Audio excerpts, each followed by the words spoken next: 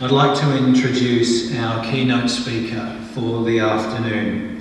Ms. Jaya Manchikanti is the founding president of IndianCare, a not-for-profit organisation that endeavours to connect members of the South Asian community in Victoria with vital services and care designed to support welfare and well-being in a culturally competent manner.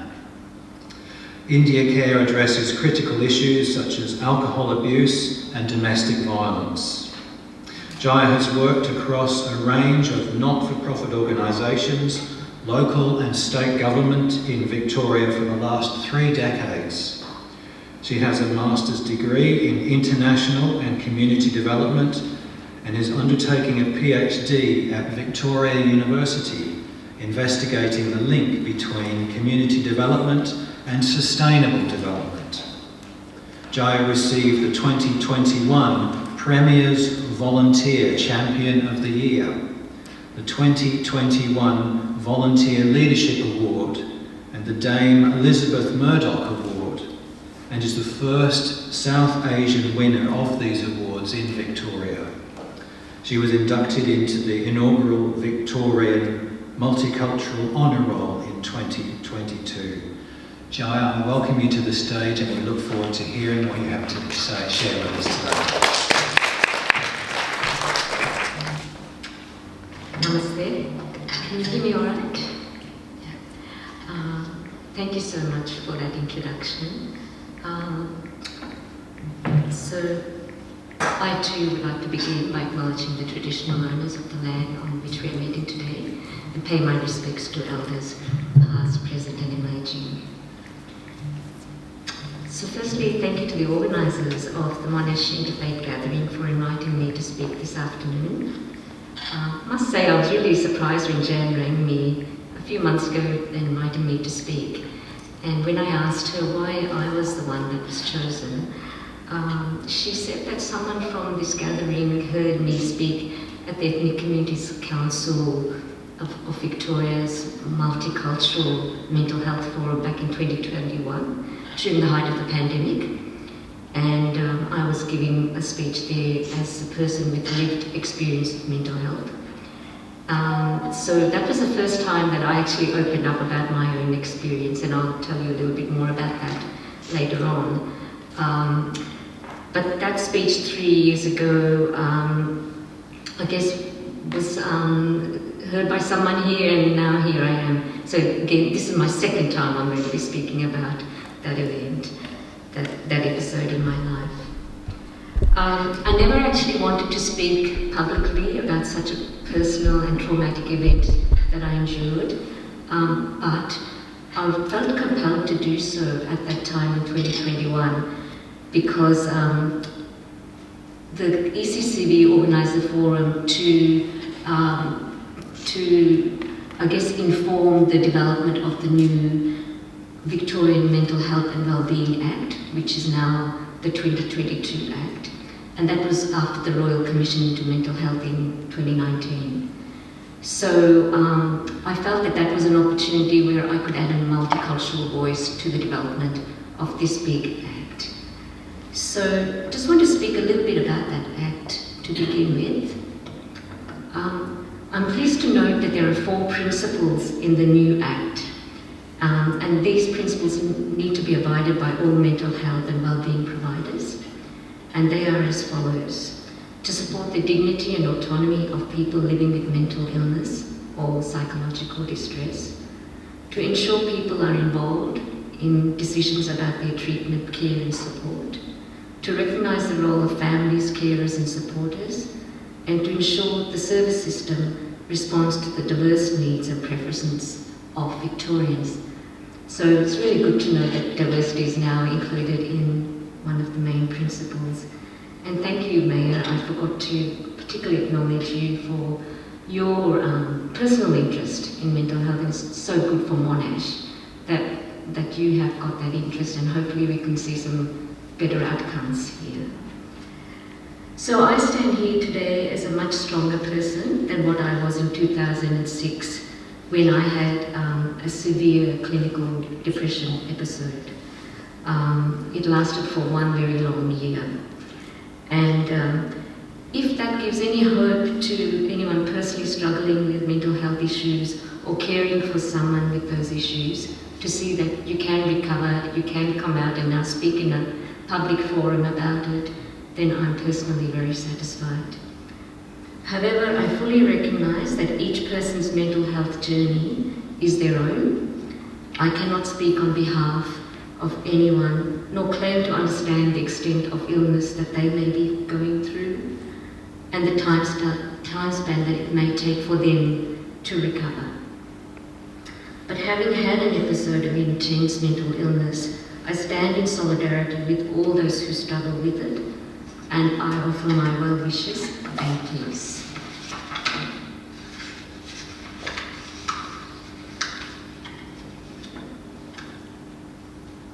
I will share some of the points that I made at that ECCV forum 3 years ago.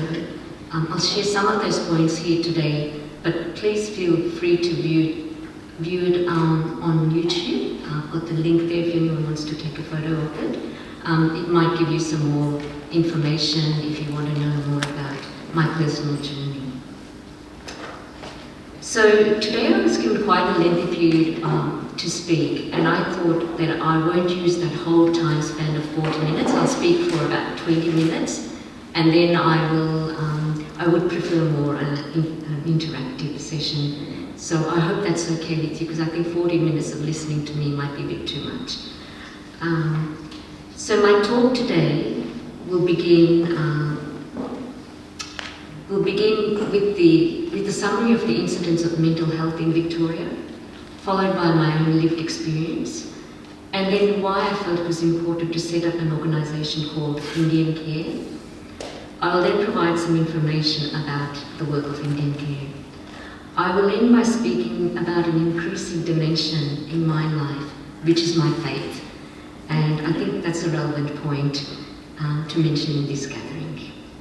Something I've never done before either, so yeah, that's going to be a new thing for me. So just a little side note though, I want to clarify that contrary to what was advertised about this forum, I'm not the CEO of IndianCare, as we do have an excellent manager and I really wouldn't want to steal her thunder, but rather I'm the president of the board of IndianCare.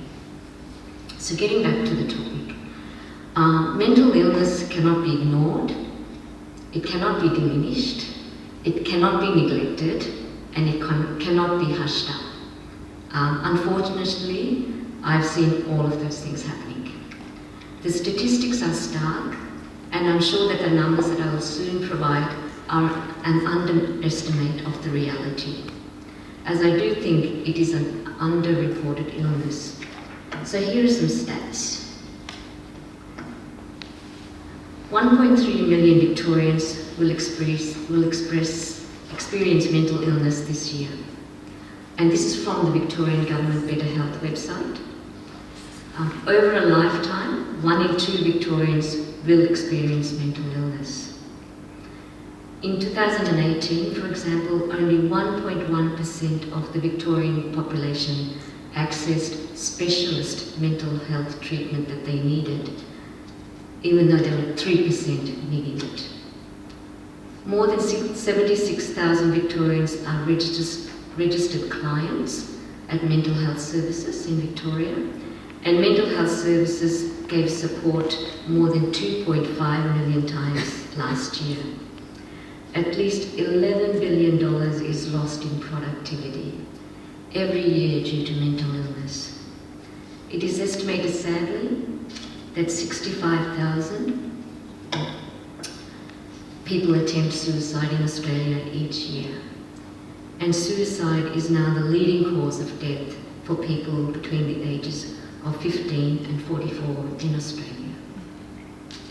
So those are stark figures, and that's why I thought I would leave you with those helpline numbers as well, in case you might not know, just so that you can be aware where to go to seek some help immediately.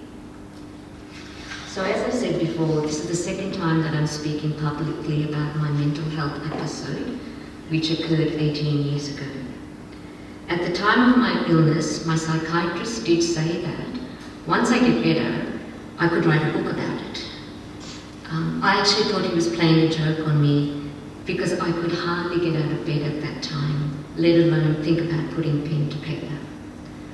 I have no intention to write a book, but if my story is of any assistance in these types of forums, then I'm only too happy to help if I can. It is important to recognize that my illness was during a non-pandemic period, and I'm well aware that the last few years of the pandemic and the current cost of living crisis is adding another layer of desperation for some people nowadays. So in 2006, I was diagnosed with major depression, also called clinical depression. It caught me by complete surprise, as I thought I was coping quite well in life. I had a stable family life, both my husband and I had reasonable jobs. We just built a new family home closer to the city, and our 2 children were thriving in whatever they were doing. We were looking after our parents, mingling with our siblings, we had a good friendship circle, and we were involved in wider community work.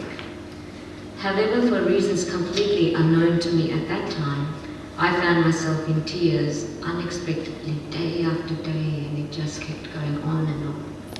So the melancholy was quite deep. I therefore then took myself to the GP. The doctor immediately diagnosed it as depression and gave me the script for tablets. There was no explanation, there was no further conversation entertained. I couldn't believe the diagnosis. I was in complete denial because, as Nikki said before, there's so much stigma and shame associated with it, and therefore resisted taking tablets for 2 months, thus making it much worse. Why did I do that? Well, it was the shame and the stigma. I honestly thought it was a wrong diagnosis, and I couldn't possibly have a mental illness, which is considered a sign of weakness and a taboo topic in our Indian community. There was, and there is, still no proper dialogue about it in our community. Yet in contrast, as Nikki mentioned before, people are so ready to assist with physical health problems. So what I did, I thought, okay, I can manage this, I'm strong. I'll do lifestyle changes, I'll exercise more, I'll have a healthier diet, I'll enjoy my music, I'll meditate. And while I do all of those things really diligently now, it certainly wasn't sufficient at that time. So I had deteriorated to a really bad condition where I could no longer work and was pretty much laid up in bed. It's interesting how a mental illness can physically make you completely bedridden. So a GP was no longer sufficient, and it needed the intervention of a psychiatrist.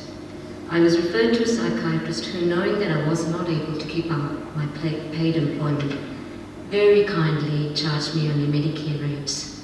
And this was truly a blessing, as I needed a lengthy period of attention by both the psychiatrist and the psychologist. I really was very lucky because I don't know if there are many psychiatrists who would do that, and I think that's quite a considerable barrier. Although I finally agreed to taking the medication, the first 3 types of tablets didn't work, unfortunately. And it was only the 4th one that started to take some effect. But by which time many weeks of intense mental pain had to be endured, because it takes 2 weeks for the tablet to actually start working, and then if it doesn't, then it takes 2 weeks to wean off, so practically 1 month to try out each tablet. So you can imagine that the pain just escalated over that period of time. It was the most excruciating mental pain, a kind of pain that I've never felt before. However, the 4th medication did kick in. But it gives me anyway an understanding why people may contemplate suicide, because the pain is just so enormous. And for anyone who's knows anyone or dealing with that sort of pain, all I can say is just be really extremely gentle with yourselves. There are should be no expectations of when you should get better or how you should be. Just really be kind to yourself and really know that your life is as important as anyone else's. Because at that stage you think your life is really not that important and no one will miss you. But I think you've got to get out of that and just keep saying to yourself, my life is as important as anyone else's. I also found myself terribly isolated once I was diagnosed with this condition. There was an intense feeling of loneliness, even though I had the support of my family. Only a few friends could understand, and the rest mostly avoided me. I did have talking therapy with a psychologist, and thank goodness for the mental health care treatment plan that you can get some Medicare bulk bill psychology sessions. But those were only short sessions, a few days apart, and it didn't address the strong need to talk to someone who was going through a similar mental health condition. So I think that's another big gap too. We need some peer-supported sessions. However, slowly over a period of 10 months, the medication kicked in and I was on the way to recovery with the medication taking effect. I eased myself back into paid work and eventually got off the medication 18 months after I started taking it. This illness was a turning point in my life. I questioned what had caused me to become so low, which rendered me completely helpless at the age of 44, not only mentally but also physically. And I spent a lot of time reflecting on it. And I've come to the conclusion that it was partly due to physiological changes in my body, namely perimenopause. And again, a topic that doesn't get talked about a lot. It's a taboo topic, but also due to social reasons. Being a migrant child who came to Australia and settled in regional Victoria in 1970, there was a fair bit of racism and social exclusion that I had faced in my formative years. Along with that were high expectations about what a good Indian girl should be like and other intercultural complexities, which led to an identity crisis that needed much unpacking and resolving for most of my young adult life. The intersection of race, gender, culture, living in a regional area was fraught for me. I'm not saying that's for everyone, but it was for me. The trauma of that journey, coupled with the usual battlefields in life as I got older, led to a build-up of pressure that just lingered until midlife, which when combined with physiological changes, led to a complete meltdown. My aim for talking at these types of forums is to tell people that mental illness is a real illness. You don't make it up, and it is excruciating. I've been told right from a young age that I'm a sensitive person and that I should not take things to heart. I've been told that maybe that my sensitive nature could have brought on the illness. Well, there could be an element of truth to that, but actually I believe that this world could do with a few more sensitive people, so that we treat each other and our Mother Earth with a little more kindness. So before I provide you some information about the work of IndianCare, I would like to end this section of my lived experience by saying that we all have a role to play in improving mental health in Victoria. You've seen the figures, you know the level of damage it is causing, but I think we all have a role to play. And that is really simply the act of kindness and making an effort to be inclusive of people of all backgrounds. So things which may seem so trivial but which are so important, which I don't see enough of, is that welcoming smile, a gentle touch if appropriate, patient, respectful conversation which has really gone out of the window lately, and even a simple thing as making a cup of tea for someone. I honestly believe in the power of social support, and it can go a long way. I'm not diminishing the need for medication and other tertiary levels of support, but we do need to keep this front and square in our minds as we interact with people, that there could be people who are feeling vulnerable, who and fragile. So the kinder we are, I think, the more we can help in recovery.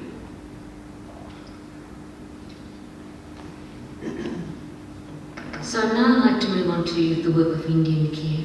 So why did I feel the need to set up this organisation? Well, as a community development practitioner in Melbourne for the last 3 decades, and also having had some level of experience of ill health, I felt that there is a need to address welfare issues in the rapidly growing Indian community in a culturally responsive way and opening dialogue on sensitive issues. So a team of us, and I've got another team here, Durga, if you can put your hand up, she's also a board member. A team of us decided to set up IndianCare, and we became a formal entity in 2013. So we marked our 10th anniversary last year. I'll just give you some brief information about IndianCare. So I think I'll go back. So our vision is to have a Victoria where the Indian community is valued and well supported.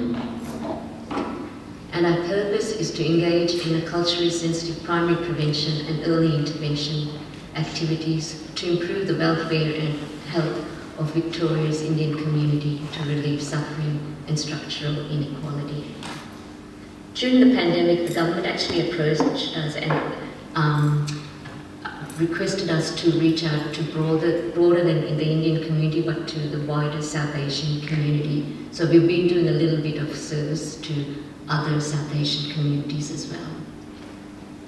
We work with our community, we advocate to government, and we work collaboratively with mainstream services. We see ourselves as a conduit between our community and the mainstream services and government. We have a helpline number which is available 9 to 5 p.m. Monday to Friday. People can speak in different languages if necessary. And we are aiming to reach out to our community even more through attending at festivals and gatherings such as these. We advocate on a range of issues affecting the Indian and wider South Asian communities to government, and often meet with ministers and government officials and government bureaucrats. So our current projects are on the primary prevention and early intervention of family violence, prevention of harm from alcohol, parenting support, and partnerships with a range of other organisations on topics such as elder abuse, incontinence, mental health, and so on. We have in the past worked quite a bit with international student issues, particularly during the pandemic, and offered legal education sessions to women and those sort of programs as well. Our collaboration with other organisations include providing referrals, providing secondary consultations, co-case management, and the partnership projects. And these are some of our key collaborators. I'll leave you with this, our contact details, and I've also left some brochures in the front if anyone would like to know more about what we do. I don't want to go too much into that because I think if anyone's interested, maybe you'll ask me questions about it, and maybe Durga and I can respond about any aspect of today's speech, but particularly about IndianCare, Durga can also step in. I now want to speak about the importance of faith in my life, and this is becoming an increasing component of my life as I age. I've never done this before, privately or publicly, but I felt it's important to say a few words in this interfaith gathering. And my belief, I don't know if many of you heard of the Vedanta philosophy, and that is what I am following now. It enables me to really be at calm and at peace. And because I fear I will stumble over my words, I'm going to quote directly from a description about this philosophy, which is written on the website of the Vedanta Society of Southern California. So Vedanta, which is Vedanta, is one of the world's most ancient spiritual philosophies, based on the Vedas, the sacred scriptures of India. Vedanta affirms the oneness of existence, the divinity of the soul, and the harmony of all religions. According to Vedanta, God is infinite existence, infinite consciousness, and infinite bliss.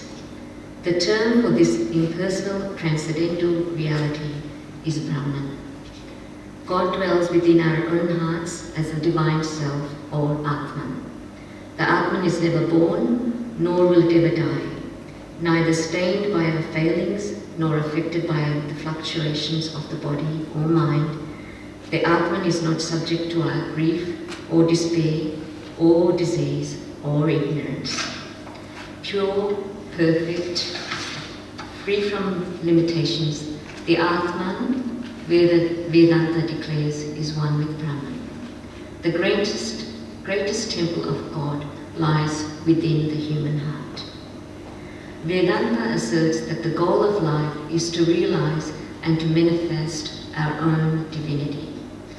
This divinity is our real nature, and the realization of it is our birthright. We are moving towards this goal as we grow with knowledge and life experiences. It is inevitable that we will eventually, either in this or in future lives, discover that the greatest truth of our existence is our own divine nature. For me, this philosophy gives me strength and hope, and I'll continue learning more about it. So I'll end my talk here, and I really welcome any questions.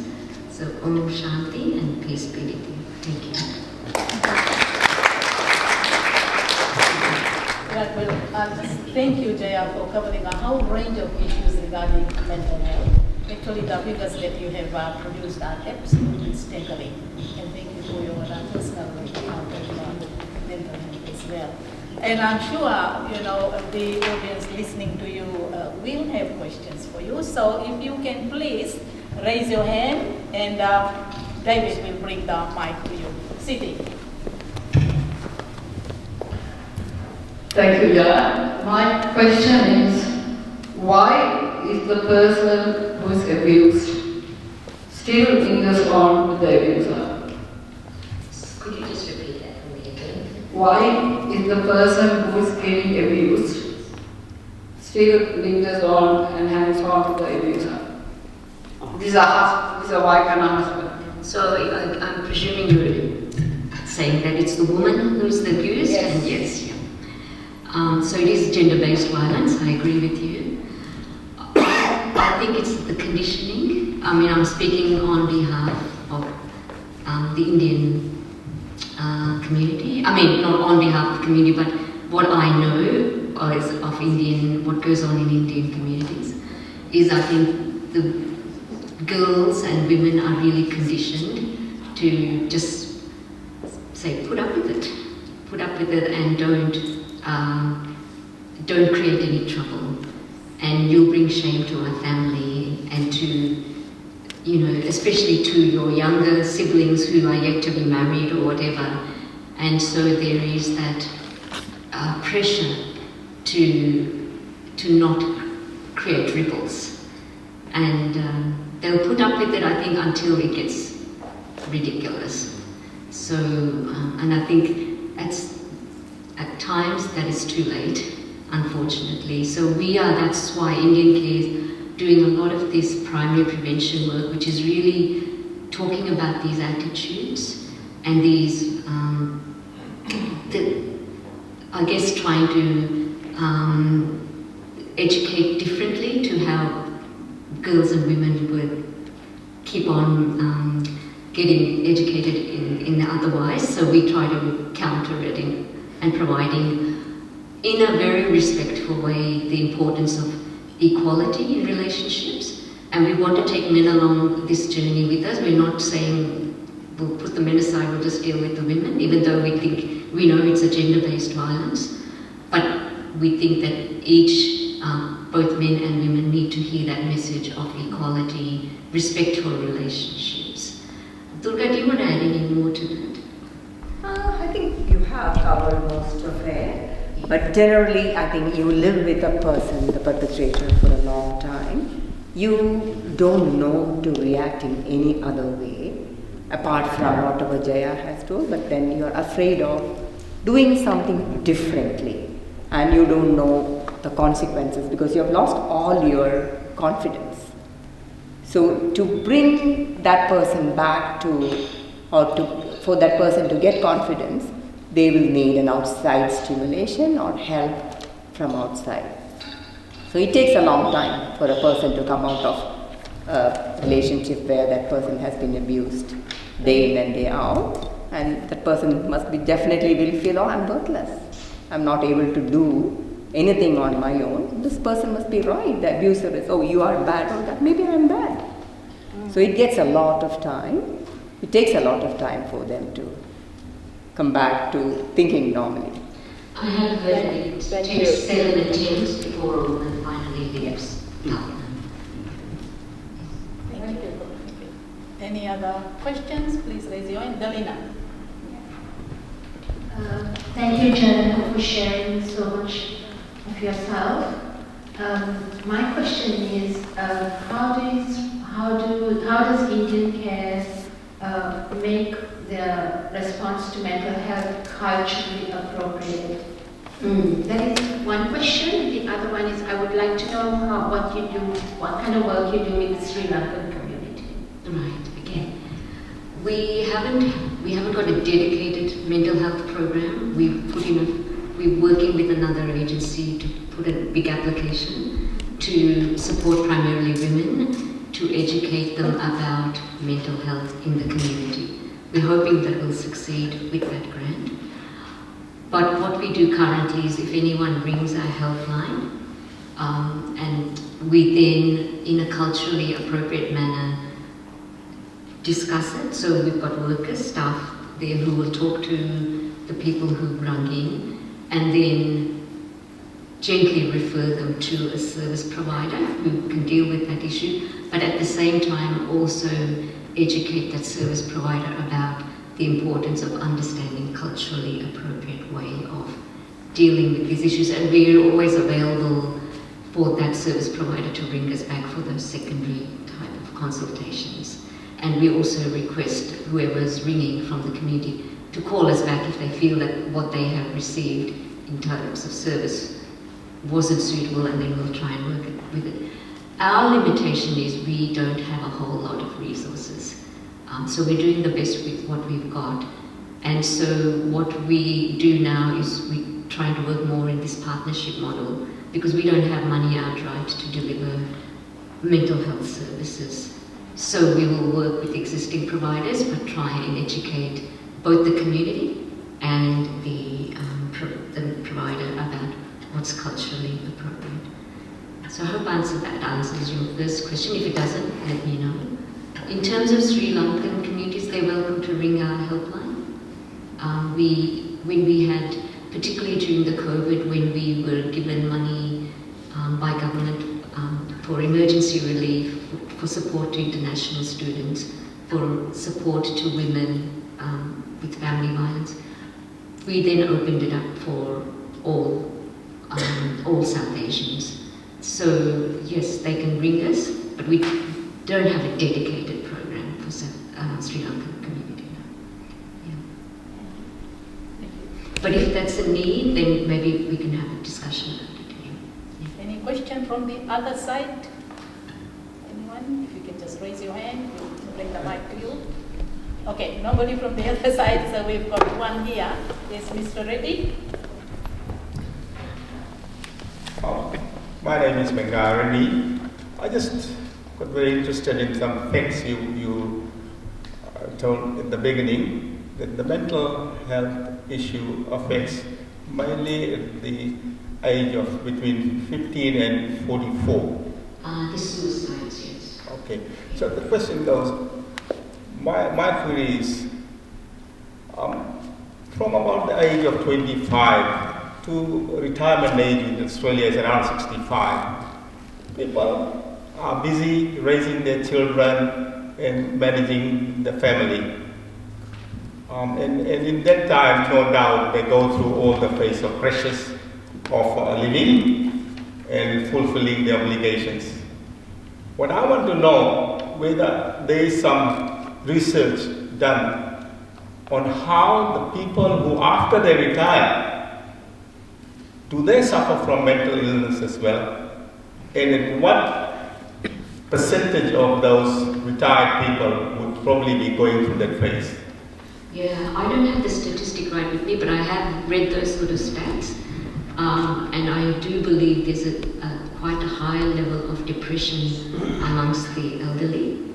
But Nikki, maybe you might know more about that. But I do believe that is an issue, that depression is quite prevalent in people over 65 years of age because of the loneliness, the loss of a partner, and I think seeing loss of friends and relatives that causes people to feel quite depressed. And would it be appropriate to, in future talks, to highlight this aspect as well? Because yes. as you grow older, Yes. dementia comes in, all kind of things, and obviously these things silently affect the health of people who are in that age limits. Yes, absolutely. Thanks. We do quite a few we have done quite a few social support programs for retired people. So in the Indian community, there are actually two sort of distinct types of older people. One who come to this country at a younger age, grew, did their work and retired here. And then there's another cohort who's coming more recently to come and look after grandchildren. And so they have their own issues because there could be quite severe language barriers there. There could be quite a level of elder abuse there as well because they've come to just basically babysit, So we have taken elderly people out for social outings because we got a bucket of funding to do that. And again, this is where I think social support shouldn't be diminished as a way of supporting mental health, good mental health. And they've loved it, but this was in the western suburbs because we got the funding from the west. And so we were able to do excursions, do yoga programs and things like that. But you're right, in the future, I will look into that figure. I got those figures straight from the Victorian Government website, but I will definitely research that figure for you. Yes. And when I worked in government, I worked quite a lot with seniors groups of various ethnic backgrounds, and my role was a grant officer to offer funding to ethnic senior groups. Just small buckets of money, that's all it requires, so that they could get together, meet, talk in their own language, share their food, enjoy their songs, enjoy their music, and just to keep them happy, really. So I love doing that sort of work, and I think it requires only, a minimal level of intervention from funding bodies, and you can set it up quite well. So I always advocate for that sort of support. But I don't know, Nick, if you want to add any more to that about older people and mental health. Thank you. Raj probably can add in too. Look, I think across the board from age 0 to 100 years old, and I think I don't have the exact statistic number with me, but across all age, there are very similar percentage that representing the mental illnesses in Victoria, because we do grow old, and then that carries through sometimes as well. But there are equally all the growing conditions, and equally all the mental health services are there for all age people. So particularly at the moment I work for 0 to 12. So we even have services for infants up to 12 years old. and as well as for 65 plus for the services. And I think what's the most important, what Jaya was saying, is the social inclusions. That has been a big recovery factors to help the community as well to understand and be more inclusive about what's happening, what's going on there. And lived experience has become a very important part of a recovery as well, particularly in public health. That has been factoring in our sectors in working. Recently, we're really pushing and promoting the lived experience and coming with the expertise and to promote recovery and help people as well. So in terms of prevalence, they are very similar numbers in terms of people with 65 plus. And you touched upon as well with people with dementias.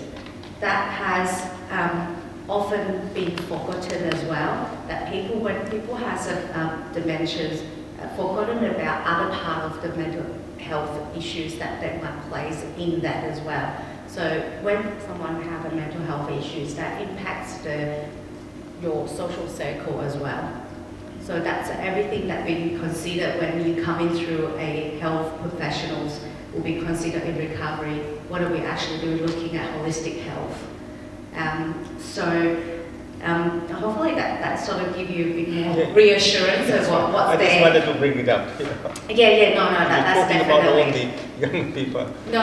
So I worked in geriatric for Thanks 3 very years, much. and that is there. Thanks. So it's very important as well. Thanks. Yeah. Thank you. We have a question on the other side. Yes. Hello.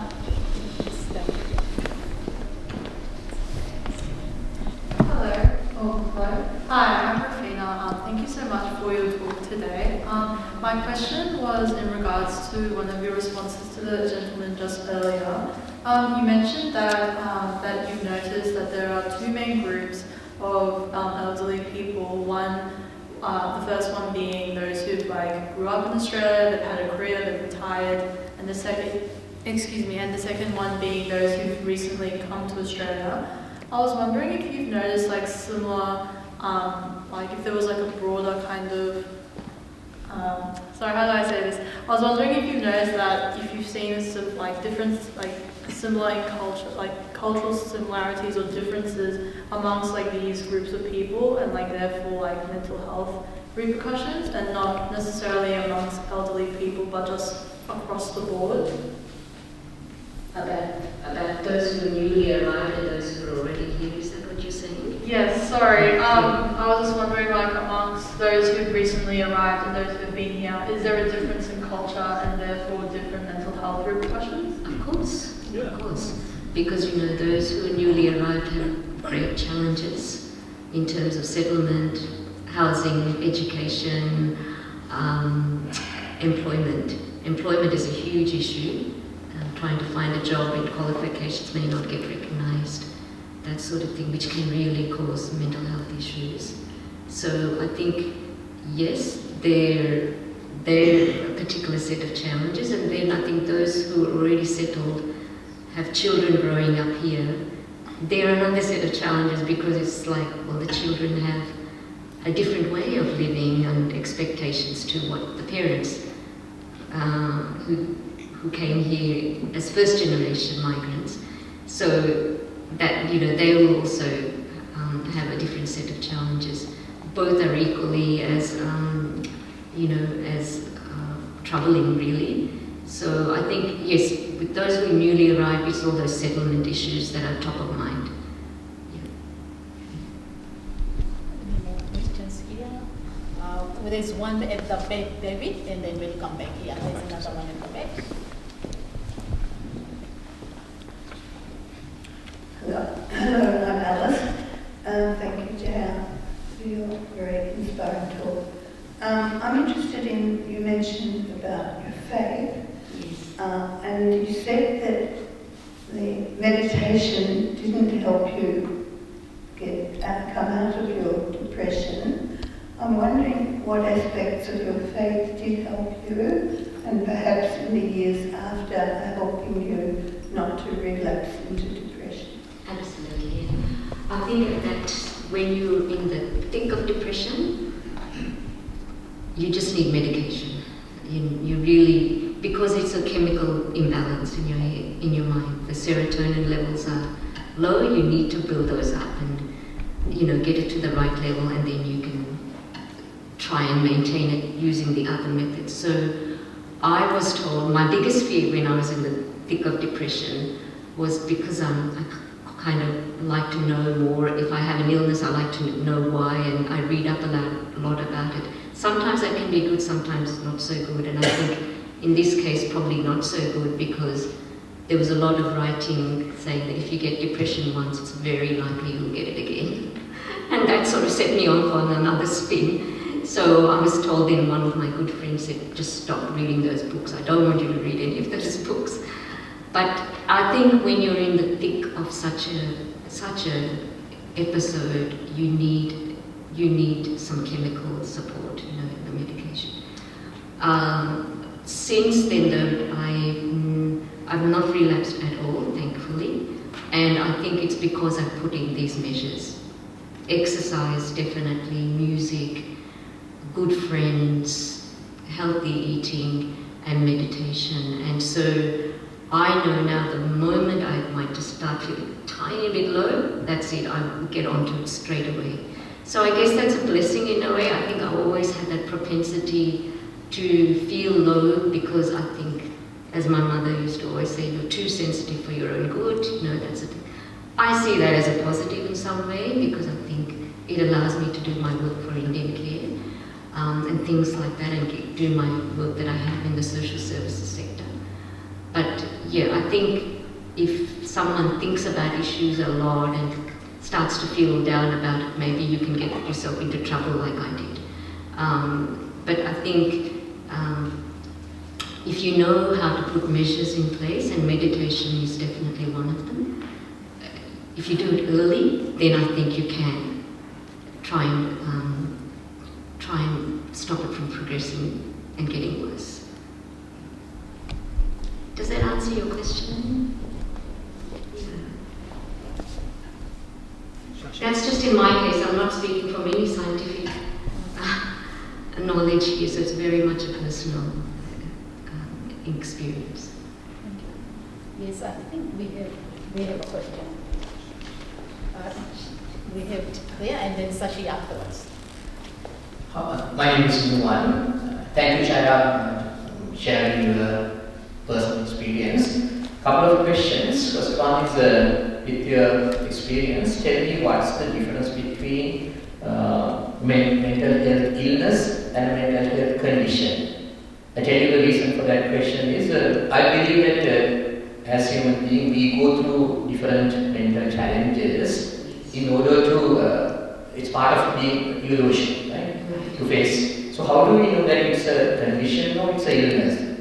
And the second question is, you almost described that as a perfect condition in your life before you were recognized with depression. Yes. Did you find out what was the reason for you to have that kind of a situation or illness? Yeah, I think that, so let me start with your first question. I think, yes, you do have your down days, you'll have your better days, you'll have your not so good days, and that's part of just life's journey. But when you completely stopped in your tracks, you can't get out of bed, you literally cannot get out of bed, and the mornings are so bad, because just the thoughts are, negative thoughts just, they call it, the psychiatrist said, it catches a hook and doesn't let go. Like in normal conditions, you could probably, yes, you'll have it for a little while and then you can forget about it and it's gone. But when you're in the depth of it, it just stays there. It does not let go, and that's the pain. And it's an unimaginable pain, that negative thought that you are no good in life, and it just catches a hook and it stays there.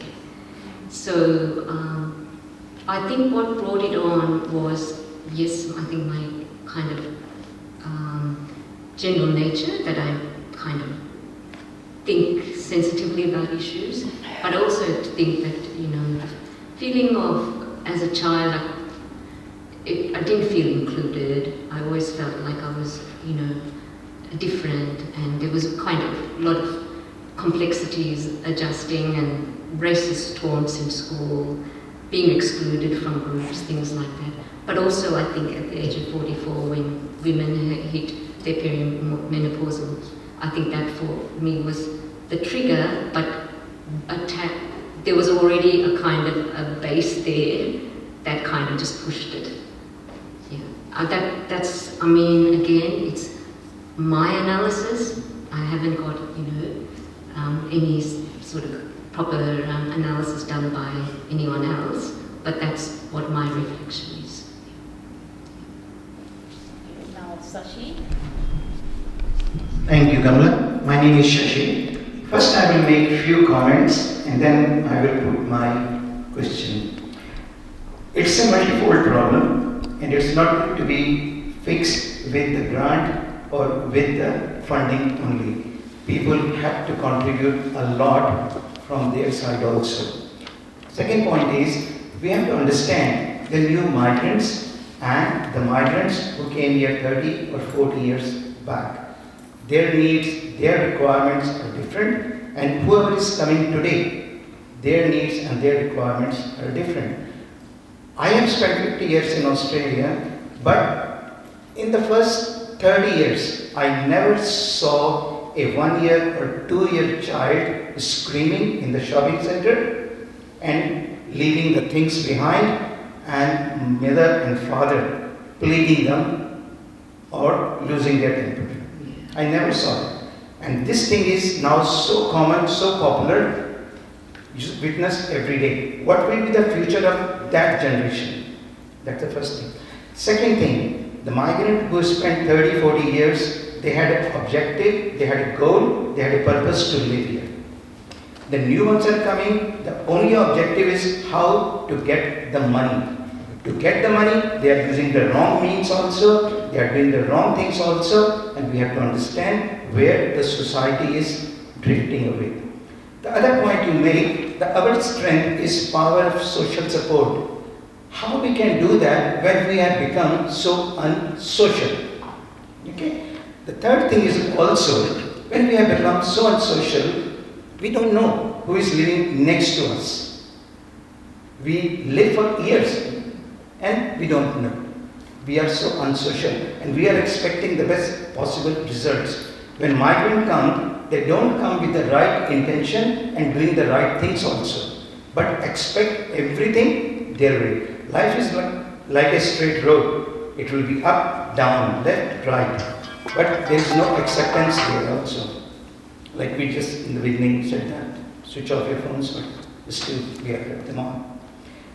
There is some responsibility of us individuals also. Now you said Vedanta.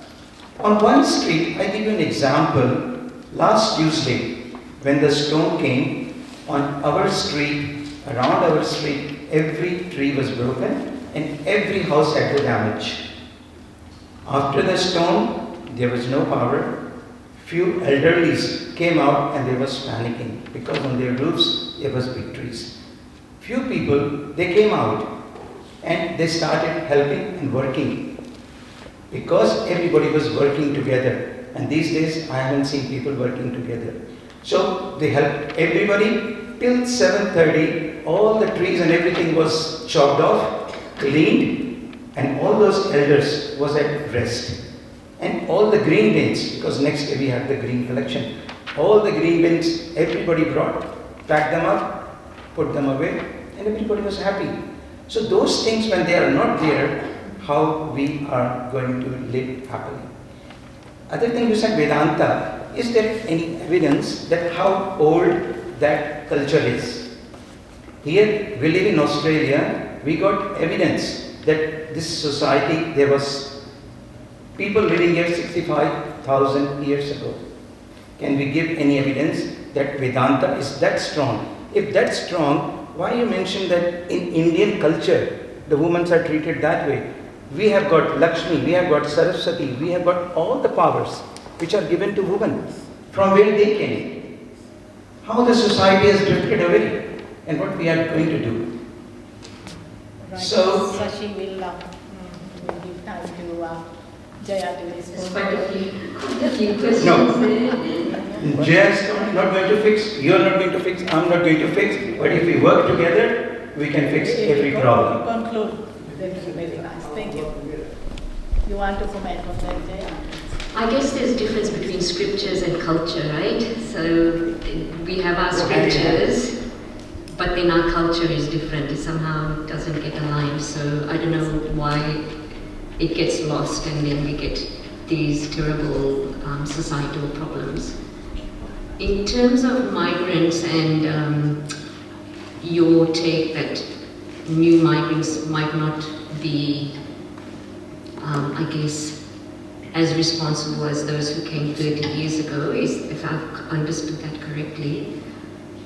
I guess I try to view life more positively than that. Yes, there are bad apples anytime, I think, whether it was 30 years ago or currently. But in general, I think migrants are good for this country. I think diversity is good and makes the country much richer. Yes, I agree with you. You do see children not being parented properly, and that is an issue. I think there's a movement called, what's it called? I think it's called free parenting or gentle parenting, something like that, where absolutely you don't put any boundaries on children. And I think that does a great disservice to children because children do need boundaries.